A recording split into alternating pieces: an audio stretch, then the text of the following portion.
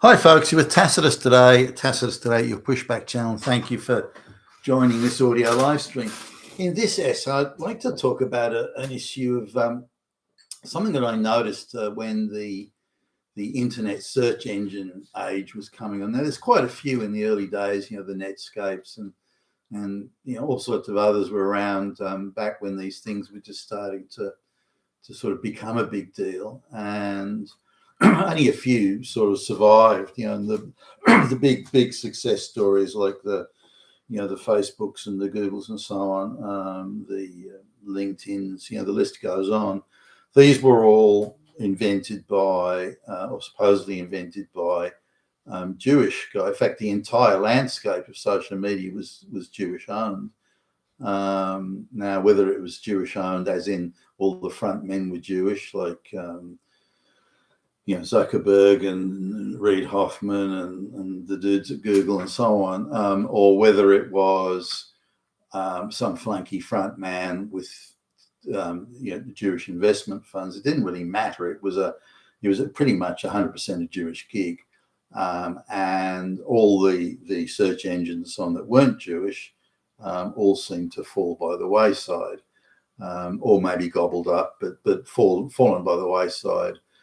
Most often, and quite a bit of that was being starved of funds. Suddenly, these non-Jewish groups just couldn't get money to funding to expand or keep going or put into further developing the product and so on.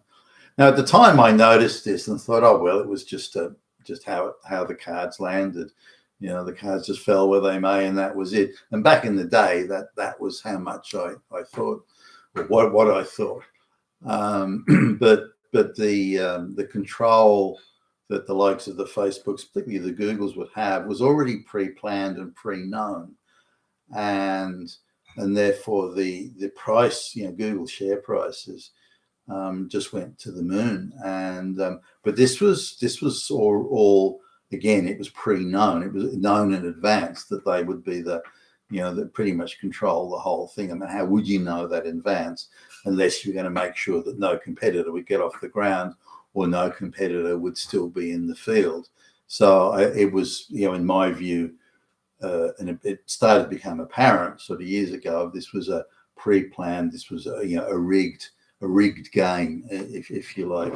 And I think the new technologies here, whether it be in the search engines and control of information and media, or whether it's in artificial intelligence, that really the big players are still the same people that in my opinion rigged the Google the Google monopoly, if you like, or near monopoly.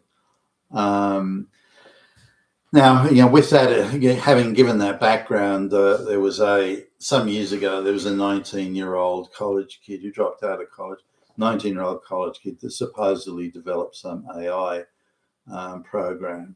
I don't know whether he actually did or not, supposedly, but like Zuckerberg when he was still at university and the Google guys, they instantly got huge funding. So here's a 19-year-old kid who claims to have the basic idea of an AI program, and straight out the gate, he gets $30 million in funding.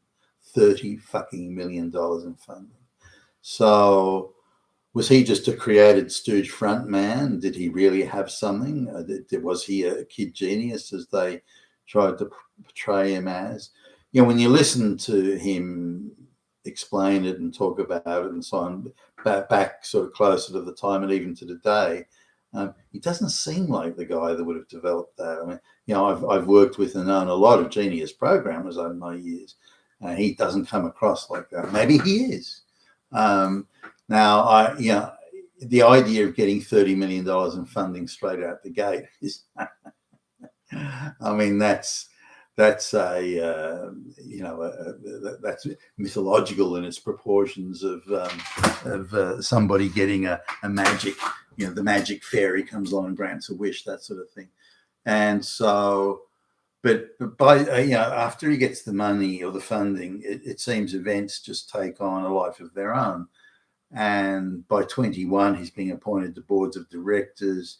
he becomes a special advisor to this and that fund and so on. But it's hard to see what, if anything, his contribution might have been. So they're, in my view, they're creating a poster child here. They need a front-man poster child, poster guy to put out front, and so they've created this mythological figure that in fact is can do and has done none of the things they claim. So the idea is to build up a resume. Then, of course, he has to be a published author. Then that's very much a resume thing that's needed. So now, it's unbelievable that he actually wrote that book. So, and now at the age of, I think, 31, he's a gazillionaire. Now, I don't know whether he actually is or not, or supposedly is, or is he a gazillionaire based on, shareholdings or what? I don't know. He's certainly doing all right. But did he, in fact, invent or create anything? I would argue no. This would be my view, that he actually hasn't. Maybe there are people that have, and they've just acquired it and bought it and put it together. And again, he's the front man.